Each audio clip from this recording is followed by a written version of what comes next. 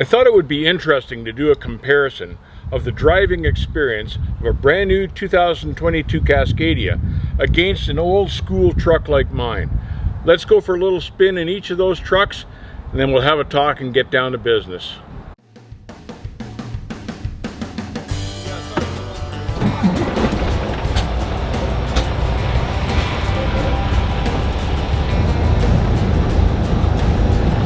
When I'm in my truck, when I'm in bad weather and the road starts to get icy, I watch the hood, the nose, and orient myself with the steering wheel depending on where the hood is starting to walk. You know, when the road gets slippery. But on this, with no hood at all, it just sinks. It's nice and quiet though, eh? So Pass Smart is when you're on a 2-lane and you want to go around something, it'll let you... Yeah, it burns through the clock, so it's Pass Smart, so you have to be smart about your passes. It doesn't last forever. Is there an engine brake on this thing? Yeah, it's on your it's on the shifter just to put it to drive. You just drop it down. It has 3 options, and as soon as you let off throttle above like 15 miles an hour, it'll engage the engine brake. Do you want to find it's pretty strong? Yeah, I do. When you're empty, you'll definitely notice it quick. So nothing's behind you. Just take it up to your 100, and then. Oh yeah, it's pretty good. Yeah,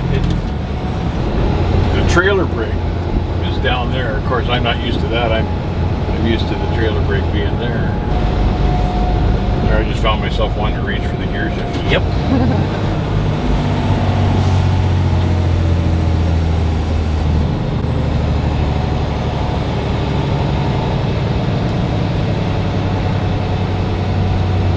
See, I find that weird because I'd be dropping gears all over the place right now to make this turn, and the truck just does it all for you. Yeah. That's the lane departure warning. Yeah. That's another annoying thing. Go through a construction zone when you're forced and it's just chirping all the time. Or sometimes it'll pick up like the little tar marks. Oh yeah. Like the little sealant marks, it'll pick up that and then start yelling at you. See, mine wouldn't have done it from here even. That's beautiful. So right now you're right there. It's one thing I can't figure out. Like I'm always trying to figure out what the truck is thinking. Yeah. Which means you have to figure out what some computer engineer was thinking.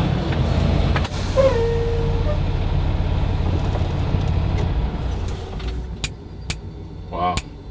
Thank you. Thank you for letting me drive your truck. It's our pleasure.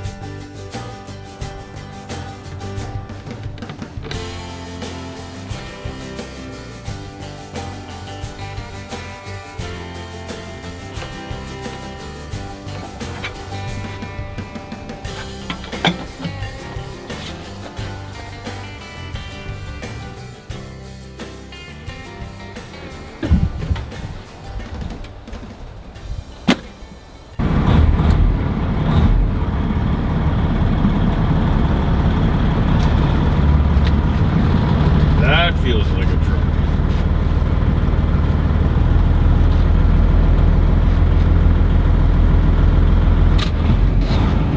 And this little girl's got a gear shift, which I like.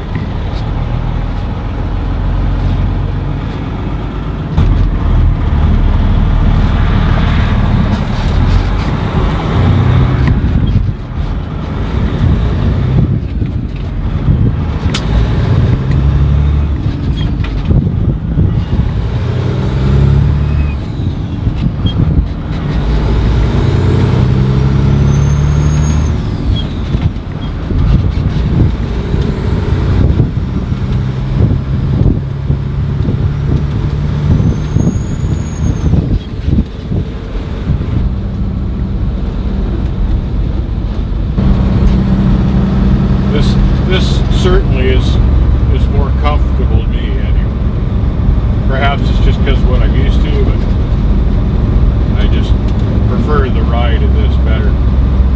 Now on that Cascadia, the jake brake was right here where my trailer brake is, and the trailer brake was actually somewhere on the dash, a little lever on the dash.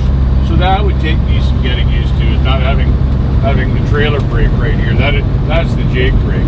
For me, that's where my jake brake is.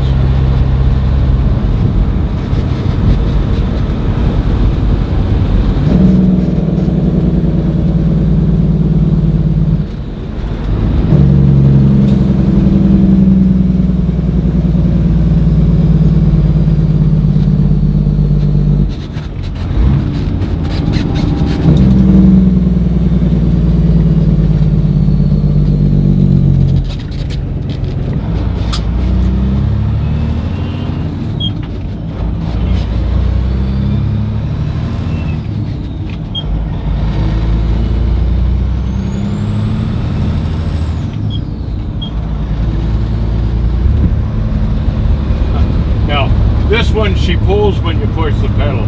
Mind you, you're paying for the fuel, but she gets right up there and goes and pulls.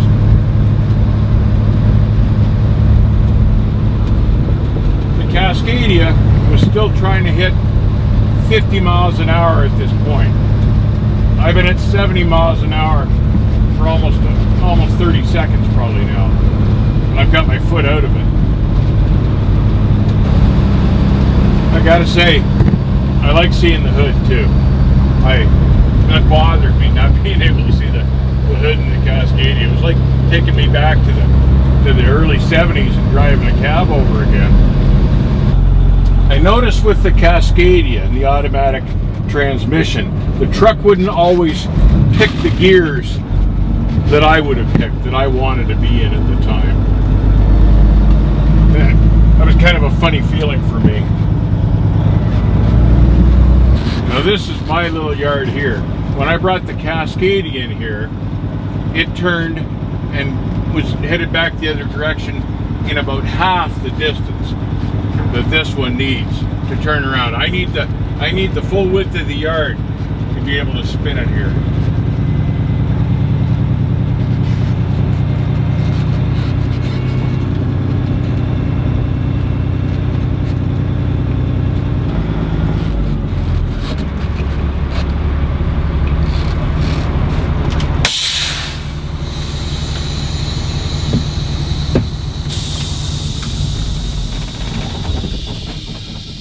Well, that was nice. I enjoyed that.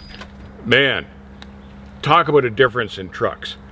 Now, granted, the new Cascadia is spec'd as a company truck, and my old school truck is spec'd out in an owner-operator spec, but it's like comparing apples to oranges. World of difference. First thing that jumps out at me is the automatic transmission in the Cascadia. That was probably the biggest difference and the hardest thing to get used to. I'm always been used to shifting my own gears. I almost found it unnerving to have the truck doing all the shifting for me, and I have to say that the truck a lot of times was in a different gear than I would have chosen myself had I been driving a manual transmission. I can see for the new drivers though how it's completely less distracting than looking for the right hole with a manual transmission. I can see the advantage for new drivers. I have to admit though, every once in a while I found myself reaching for the gear shift and it wasn't there, fumbling around looking for a gear. The second thing I noticed the big difference was in the dashboard. On my Pete, I can scan all the gauges just in a glance, see the needles easily. I know where all those needles should be. I found on the Cascadia, and I actually had to switch screens on their digitized dash to check all the gauges, and I found that a little disconcerting, and I found that I had to take my eyes off the road to switch screens. So I wasn't that crazy about that. I frankly believe that all drivers, new drivers and old drivers, should be scanning their gauges constantly. So for a new driver to have to deal with that switching the screens, even an old guy like me, I gotta say I prefer the old style gauges. Another big difference that I noticed was that I was so used to looking out through the windshield and over the hood. I used the hood to tell me my lane position. And I found with the Cascadia, while the visibility was truly very good, better than in my truck, I found it disconcerting. I found it was kind of like driving a cab over in the 70s. You really didn't for sure know exactly where you were in the road. And the truck was just kind of doing this, and you couldn't orient yourself. I did, however, find the total aura of visibility far better in the Cascadia. The one thing that bothered me, though, about that visibility was that the top of the windshield was blocked by the sensing system. Now, the FMCSA didn't used to let us block the windshield and block the view for looking for stoplights and things like that. And I see now that they're allowed to do that simply to allow these camera monitors to view the whole road. But I found that thing was in my road.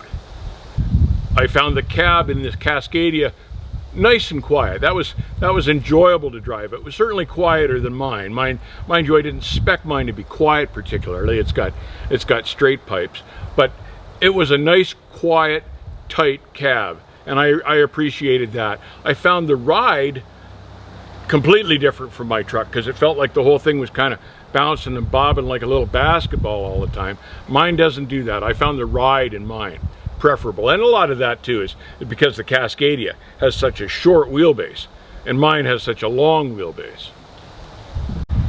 The Cascadia was a very short wheelbase, whereas mine's a 280 wheelbase. Now I have to say I was pleased with the Jake brake in the Cascadia. It was nice and healthy. It grabbed, you could feel it grab, you could hear it working, and I like to hear the Jake brake. And mine, certainly with the straight pipes, you can certainly hear the Jake brake, but the Cascadia had a very good Jake brake, 3 positions, and I was pleased to see that. Something I did not like, and different trucks have their automatic transmission setups in different places, but I found the fact that the Cascadia had moved the trailer brake onto the dash, I found that threw me. And in a panic stop situation, for an older driver, the first thing he's going to do maybe is reach for the trailer brake. And in this truck, that's not there. The trailer brake is on the dash. That bothered me. I didn't like where they'd moved the trailer brake to. I understand now that some automatics can control from the dash, and I think that would be preferable to putting it on the stick where the trailer brake used to be. The next thing was, and this is a big point, was the turning radius of these two trucks. And these days, the roads aren't getting any bigger, the warehouses and the docks aren't getting any bigger. The maneuverability in the Cascadia was far superior to the maneuverability of mine, and it was really nice to be able to spin that truck around in such a short distance. Far more maneuverable.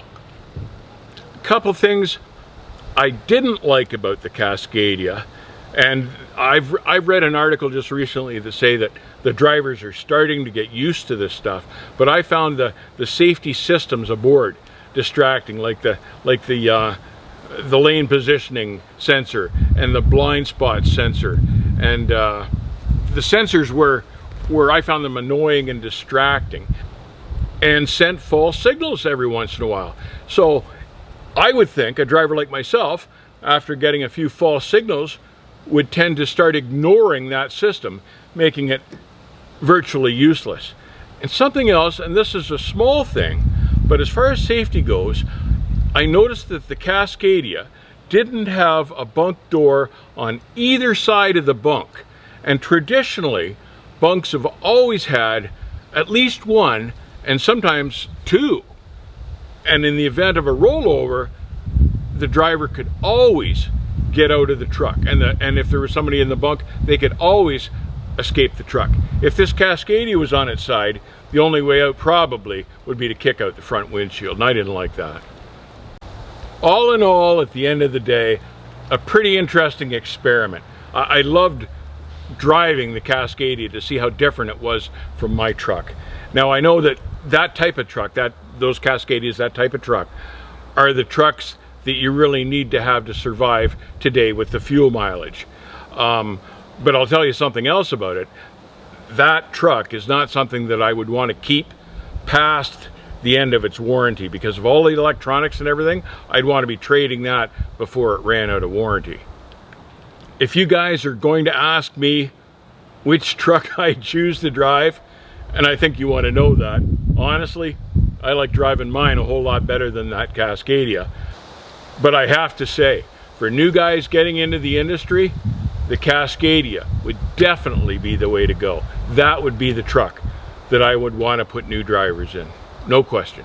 The Cascadia was a really nice truck to drive. It was quiet, it was clean, it turned well, but at the end of the day, I like my truck. I like the gear shift, I like the sound the engine makes, I like the fact that it pulls like Jack the Bear, I like the fact that you can put a big load on it and it'll pull it up the hill without even slowing down.